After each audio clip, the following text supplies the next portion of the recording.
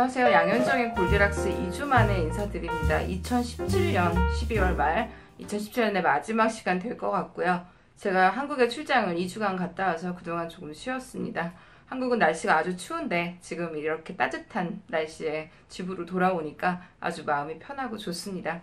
그러면 오늘 2017년 마지막 시간이니까요. 이번 한 해의 시장 한번 돌아보고 또 내년도 전망 짚어보는 시간 가지도록 하겠습니다. 이번 달 초에 이제 블랙락에서 발간한 리포트를 보시면요. 올 한 해 글로벌 자산 시장의 수익률을 좀 한눈에 보실 수가 있습니다. 가장 많이 오른 것은 바로 아시아 신흥국, 우리나라를 포함한 이곳 증시인데요. 올 한 해 상승률이 35%가 평균적으로 넘는다 이렇게 보도가 나왔고요. 달러 기준입니다. 예, 그리고 그 다음 선진국 증시도 일본, 유럽, 미국 할 것 없이 평균적으로 20% 이상 올랐습니다. 그리고 또 어떤 위험 자산의 척도가 되는 글로벌 하이힐드라든지 채권 시장 수익률도 10% 가까이 되었었고, 단 하나 이제 빠졌던 것이 달러 인덱스인데요. 달러와 약세로 올 한 해 동안 달러와 가치가 전 세계 통화 대비 약 10% 정도 하락한 것을 이제 보실 수가 있습니다. 이렇게 사실 지금에야 이런 어떤 시장의 랠리가 당연한 듯 여겨지기도 하지만 연초만 해도 이 정도로 시장이 좋았던 것을 예상했던 사람은 사실 별로 없었습니다. 올 한 해 이제 세보시면 그 모건 스탠리 월드마켓 지수를 기준으로 봤을 때 한 해 동안 사상 최고치를 세계 증시가 경신한 날이 무려 60일이 넘습니다.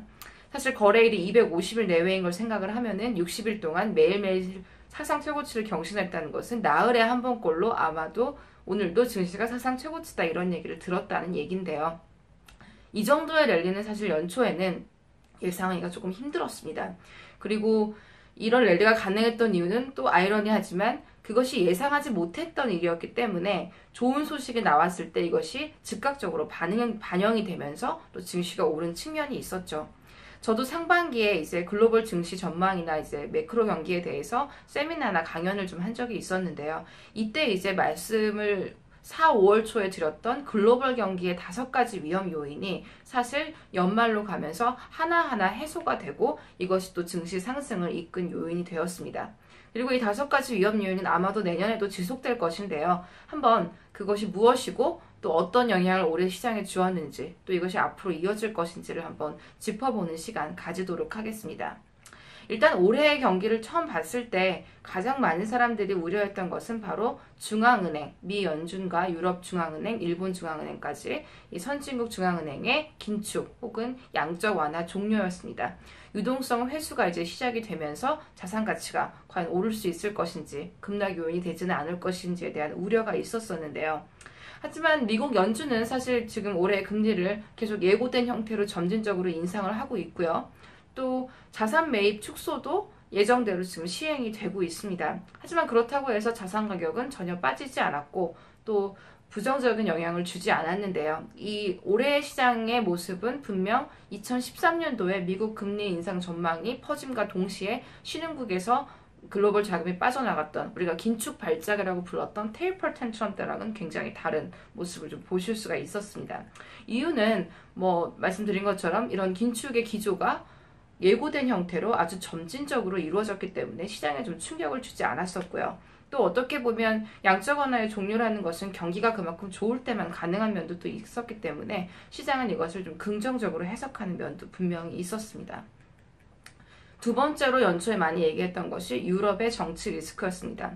작년에 이제 2016년도에 브렉시트 충격이 있고 얼마 지나지 않았었기 때문에 또 올해 유럽에 많은 총선 일정이 있었죠. 그래서 이런 유럽 총선에서 구구파가 득세를 하면서 EU의 붕괴라든지 브렉시트 협상의 어떤 난항 같은 그런 것들이 증시를 압박할 수 있다는 얘기가 있었는데 우려와 다르게 대부분의 유럽 선거에서 구구파는 어떤 집권에 실패를 했습니다. 네덜란드를 시작으로 해서 프랑스의 마크롱 대통령, 또 이태리 총선, 또 그 이후에 독일까지 어떻게 보면 좀 무난하게 좀 선거 결과가 마무리가 되면서 많은 부분 유럽발 위기에 대한 인식도 완화가 됐고요. 유럽 경제 역시 올 한 해 2% 이상 상승을 했고 내년도에도 그렇게 될 것이라고 좀 대세가 예상을 하고 있습니다. 세 번째는 이제 중국의 경기 침체 가능성이죠. 왜냐하면 사실 가장 최근에 글로벌 경기를 휩쓸었던 것은 중국발 리스크였습니다. 2015년도 그리고 16년도에 이제 위안화의 급격한 절하, 거기에 따른 유가 폭락 이런 것들이 한번 증시를 휩쓴 적이 있었기 때문에 중국 경제가 과연 괜찮은지, 특히 장기적인 문제로 거론되는 어떤 섀도우 뱅킹이라든지 금융 구조에 대한 문제가 혹시 이것이 글로벌 자산 가격 급락을 일으킬 수 있지 않겠네라는 얘기를 연초에 많이 했었죠. 하지만 올해도 중국 증시 굉장히 좋았었고요. 또 특히 여기에는 여러 가지 중국 당국의 노력들이 있었는데요. 특히 19차 전당대회가 올해 10월에 있었는데 이걸 앞뒤로 해서 굉장히 금융시장 안정 노력을 보였던 걸로 평가를 받고 있고요. 올해 내내 위안화 가치가 이제 안정적으로 유지가 되면서 글로벌 투자자들 입장에서는 중국의 어떤 금융 안정 능력이 예전보다 많이 향상이 됐구나 라고 해서 좀 신뢰를 많이 회복하는 모습이었고, 이런 것들 때문에 하반기 들어서는 중국으로의 자금 유입이 좀 빨라진 측면이 있었습니다. 중국발 리스크 역시도 많이 완화가 된 것이죠. 그리고 네 번째로 이제 트럼프 정부의 불확실성인데요. 올해 1월에 이제 트럼프 대통령이 취임을 할 때만 해도 전 세계는 약간 충격적이라는 반응이었고요. 또 트럼프 정부가 추진하는 어떤 극단적인 보호무역, 이민 장벽 이런 것들이 경기에 어떤 영향을 줄지 좀 반신반의했던 모습이었습니다. 하지만 한 해 동안 벌어진 모습을 보면 오히려 트럼프 정부의 정책은 굉장히 친기업적이고 친시장적이었고요.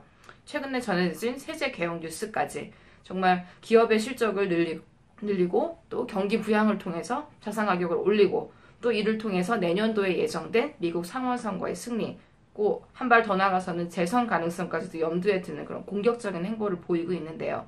반면에 논란이 많을 걸로 예상이 되고 실행이 어려운 문제인 오바마 케어라든지 인프라 투자에 대한 얘기는 약간 내년도로 넘겼던 모습입니다. 올해는 그래서 좀 실행이 쉬운, 공화당과의 합의를 이룰 수 있었던 세제 개혁과 또 법인세 감면, 또 기업을 위한 저금리 정책 이런 것들에 좀 집중을 하면서 트럼프 대통령이 원한 대로 미국 주가를 끌어올리는 데 성공을 했고, 현재 미국의 소비, 고용 지표 아주 좋은 상태죠.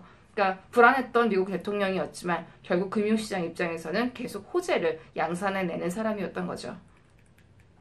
마지막으로 이제 유가에 대한 불확실성인데요. 유가는 사실 신흥국 증시에 매우 중요하죠. 말씀드렸던 2015년, 16년에도 유가가 $20까지 떨어지면서 신흥국 증시가 굉장히 많이 폭락을 했었는데요. 올해 이제 특징 중에 하나는 선진국과 신흥국 증시가 동반 상승했다는 것입니다. 사실은 이제 금융위기가 있었던 2006, 7, 8년 이전에는 주로 이머징 마켓 증시가 증시 상승을 주도를 했었고요. 그 이후에 세계 증시가 모두 폭락한 다음에 양적 완화 정책이 이제 펼쳐진 이후에는 주로 선진국 증시가 최근까지는 글로벌 증시를 주도를 했었는데, 올해 같은 경우에는 10년 만에 처음으로 선진국과 신흥국 증시가 동반 상승했다. 이것이 전문가들이 꼽는 좀 중요한 포인트인데요. 특히 상반기에는 미국과 선진국이 이걸 주도를 했다면 하반기 들어서는 신흥국에 대한 투자 심리가 더욱더 회복이 되면서 이제 전체적인 그림이 더 좋아지는 모습이었는데, 여기에는 분명히 유가 안정이라는 것이 굉장히 큰 역할을 했습니다. 오펙의 감산 협의가 연장이 되고 올해 내내 유가가 한 45에서 $60 선에서 안정적으로 유지가 되면서 석유를 수입하거나 혹은 수출, 그러니까 석유 제품을 수출하는 그 기업들이 많은 신흥국가의 경제에 대부분 긍정적인 영향을 미쳤고요. 이런 유가 안정은 내년에도 급락은 없을 거라고 지금 예상들을 많이 하고 있기 때문에 앞으로도 또 신흥국 증시의 우호적인 요인이 될 걸로 예상을 하고 있습니다. 그래서 전체적으로 봤을 때 연초에 비해서 이렇게 위험이 많이 줄었고요. 또 내년도를 전망할 때도 현재 금융기관들의 수치를 보시면 전체적으로 올해의 경제 성장률을 비슷하게 따라가거나 아니면 오히려 높을 수 있다는 전망을 하고 있습니다. 미국 같은 경우에 지금 연준이 전망하는 2018년도 GDP 성장률이 연 2.5%입니다. 기존에 2.1%였던 것을 이번 12월 FOMC에서 상향 조정했고요. 실업률은 무려 3.89% 정도까지 떨어질 걸로 예상했었는데, 사실 4% 중반 정도만 됐을 때도 완전 고용이다라는 얘기가 있었는데 3%대 실업률을 기록한 것이고요.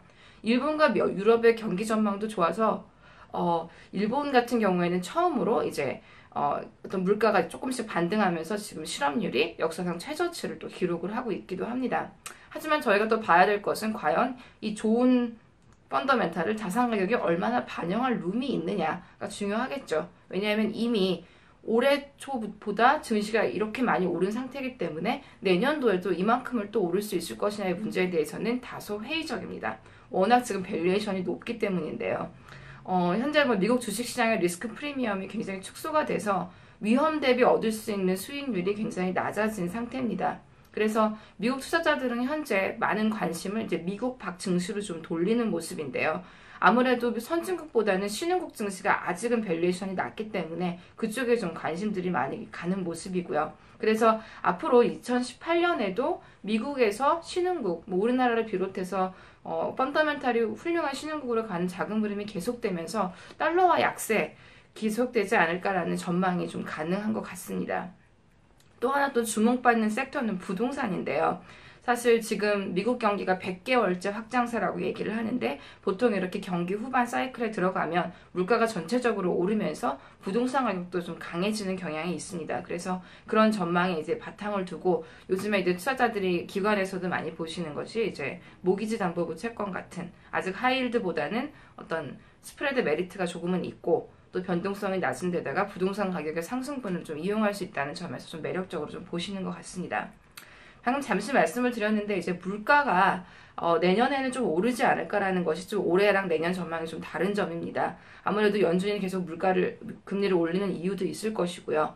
또 올해 같은 경우에 이제 물가 하락 요인이 됐었던 많은 어떤 통신비라든지 자동차 가격 같은 요인들이 내년도에는 좀 완화되면서 미국도 소비자 물가 기준으로 2%보다 약간 못 미치는 정도의 물가 인상이 있을 것이다라고 지금 예상을 하고요. 그런 전망에 기반을 두고 미국의 점진적인 금리 인상과 또 선진국 전체의 금리 상승을 좀 예상을 하고 있습니다. 그래서 요약을 해서 말씀을 드리면 경기 전망은 올해보다 좋거나 아니면 비슷한 수준일 것이지만 자산 가격이 이를 반영하기에는 이미 밸류에이션이 너무 높습니다. 그래서 지금 투자자들은 밸류에이션 측면에서 상대적으로 저평가된 신흥국이나 혹은 부동산 관련 자산을 좀 눈여겨보고 있고요.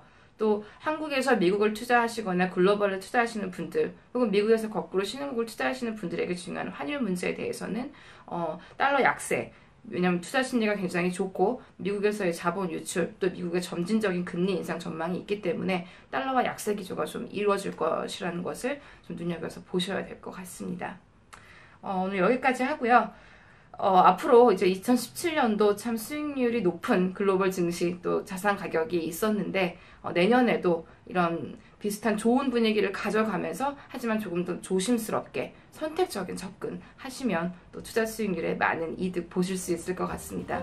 오늘 여기까지 하고요. 새해에 또 인사드리도록 하겠습니다. 연말 잘 보내시고 새해 복 많이 받으십시오.